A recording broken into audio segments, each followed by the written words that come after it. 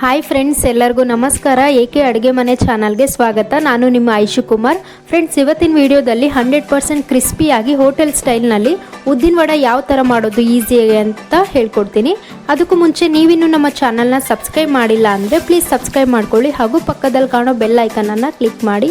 ಈ ಉದ್ದಿನ ವಡೆ ಮಾಡೋದಕ್ಕೆ ಬೇಕಾಗಿರೋ ಪದಾರ್ಥಗಳು ನೋಡ್ಕೊಂಬರೋಣ.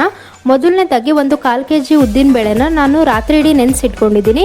ಮತ್ತು 1-2 ಹಸಿಮೆಣ್ಸಿಕಾಯಿನ ಸಣ್ಣದಾಗಿ ಕಟ್ ಮಾಡ್ಕೊಂಡಿದ್ದೀನಿ, ಕರಿಬೇವು ಹಾಗೂ ಸಣ್ಣದಾಗಿ ಕಟ್ ಮಾಡ್ಕೊಂಡಿರೋ ಕೊತ್ತಂಬರಿ, ಹಾಗೂ ಇದಕ್ಕೆ ಸ್ವಲ್ಪ ಉಪ್ಪು ಬೇಕಾಗುತ್ತೆ ಮತ್ತು ಸ್ವಲ್ಪ ಸೋಡಾ ಪುಡಿ ಬೇಕಾಗುತ್ತೆ.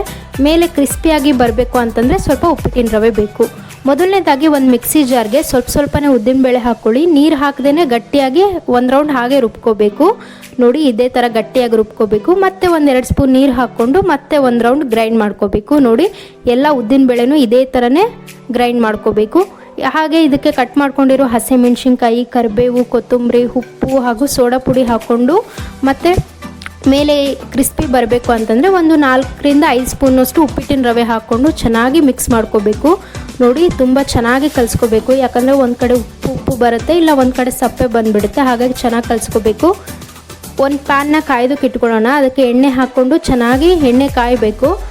ನಂತರ ಒಂದು ಪ್ಲಾಸ್ಟಿಕ್ನ ಸಣ್ಣದಾಗಿ ಕಟ್ ಮಾಡ್ಕೊಳ್ಳಿ. ಇದಕ್ಕೆ ಸ್ವಲ್ಪ ನೀರು ಸವರ್ಕೋಬೇಕು. ಮೊದಲನೇದಾಗಿ ನೋಡಿ, ಈ ಥರ ನಿಮಗೆ ಯಾವ ಕ್ವಾಂಟಿಟಿಲಿ ವಡೆ ಬೇಕಾಗುತ್ತೋ ಆ ಕ್ವಾಂಟಿಟಿಲಿ ಹಿಟ್ಟು ತೊಗೊಂಡು ಸ್ವಲ್ಪ ಈ ಥರ ಪ್ರೆಸ್ ಮಾಡಿಕೊಂಡು ಹೋಲ್ ಮಾಡಿ ಎಣ್ಣೆಲಿ ಈ ಥರ ಬಿಡಬೇಕು. ನೋಡಿ, ನಾವು ಪ್ರತಿಯೊಂದು ವಡೆ ಮಾಡುವಾಗಲೂ ಕೂಡ ನೀರನ್ನ ಕವರ್ಗೆ ಸವರ್ಕೋಬೇಕು, ಇಲ್ಲಾಂದರೆ ಅದು ಈಸಿಯಾಗಿ ಬರಲ್ಲ ಕೈಗೆ ವಡೆ. ಹಾಗಾಗಿ ಸ್ವಲ್ಪ ನೀರು ಸವರ್ಕೊಂಡೆ ವಡೆ ಮಾಡಬೇಕು. ನೋಡಿ, ಈ ಥರ ಸ್ವಲ್ಪ ಮೇಲೆ ಗೋಲ್ಡನ್ ಬ್ರೌನ್ ಕಲರ್ ಬರಬೇಕು. ಏನಿಲ್ಲ ಅಂದರೂ ಒಂದು 5 to 6 ಮಿನಿಟ್ಸ್ ಬೇಯಕ್ಕೆ ಬೇಕಾಗುತ್ತೆ ಟೈಮಿಂಗ್ಸು. ಅಲ್ಲಿ ತನಕ ಚೆನ್ನಾಗಿ ಬೇಯಿಸ್ಕೊಳ್ಳಿ. ಗ್ಯಾಸ್ ಯಾವಾಗಲೂ ಮೀಡಿಯಮ್ ಫ್ಲೇಮ್ನಲ್ಲಿ ಇರಬೇಕು. ಲೋ ಫ್ಲೇಮ್ನಲ್ಲಿ ಇದ್ದರೆ ಎಣ್ಣೆ ಜಾಸ್ತಿ ಹೀರ್ಕೊಳ್ಳುತ್ತೆ ವಡೆ, ಮತ್ತು ಹೈ ಫ್ಲೇಮ್ನಲ್ಲಿದ್ದರೂ ಕೂಡ ಮೇಲೆಲ್ಲ ಸೀದೋಗುತ್ತೆ. ಹಾಗೆ ಒಳಗಡೆ ನೋಡಿದ್ರೆ ಬೆಂದಿರಲ್ಲ. ಹಾಗಾಗಿ ಗ್ಯಾಸ್ನ ಯಾವಾಗಲೂ ಮೀಡಿಯಮ್ ಫ್ಲೇಮ್ನಲ್ಲೇ ಇರಬೇಕು. ನೋಡಿ, ತುಂಬ ಕ್ರಿಸ್ಪಿಯಾಗಿ ವಡೆ ರೆಡಿಯಾಗಿದೆ. ನೋಡಿ, ಇನ್ನೊಂದು ರೌಂಡ್ ನೋಡ್ಕೊಂಬನ್ನಿ. ಆದಷ್ಟು ನೀವು ವಡೆನ ಈ ಥರ ಮನೆಯಲ್ಲೇ ಮಾಡ್ಕೊಳ್ಳೋದು ಬೆಟರ್. ಯಾಕಂದರೆ ಹೊರಗಡೆದು ತುಂಬ ಚೆನ್ನಾಗಿರುತ್ತೆ, ಬಟ್ ಟೇಸ್ಟಿಂಗ್ ಪೌಡರ್ ಎಲ್ಲ ಹಾಕಿರ್ತಾರೆ. ಸೊ ಹಾಗಾಗಿ ನಮಗೆ ಟೇಸ್ಟ್ ಅನಿಸುತ್ತೆ ಅಷ್ಟೇ. ಬಟ್ ಮನೇಲೇ ಈ ಥರ ನಾವು ಫ್ರೆಶ್ ಆಗಿ ಒಳ್ಳೆ ಆಯಿಲ್ ಯೂಸ್ ಮಾಡಿಕೊಂಡು ಮಾಡೋದ್ರಿಂದ ನಮ್ಮ ಆರೋಗ್ಯಕ್ಕೂ ಕೂಡ ಒಳ್ಳೆಯದು, ನಾವು ಕೂಡ ಚೆನ್ನಾಗಿರ್ತೀವಿ.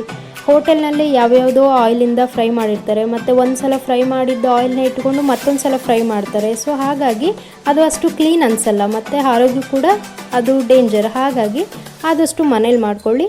ನೋಡಿದ್ರಲ್ಲ ಫ್ರೆಂಡ್ಸ್, ನಿಮಗೆ ಇವತ್ತಿನ ವಿಡಿಯೋ ಇಷ್ಟ ಆಗಿದ್ದರೆ ಪ್ಲೀಸ್ ನಮ್ಮ ವಿಡಿಯೋಗೆ ಒಂದು ಲೈಕ್ ಮಾಡಿ, ಶೇರ್ ಮಾಡಿ ಹಾಗೂ ಸಬ್ಸ್ಕ್ರೈಬ್ ಮಾಡ್ಕೊಳ್ಳಿ. ನಮ್ಮ ವಿಡಿಯೋ ನೋಡಿದ್ದಕ್ಕಾಗಿ ಧನ್ಯವಾದಗಳು.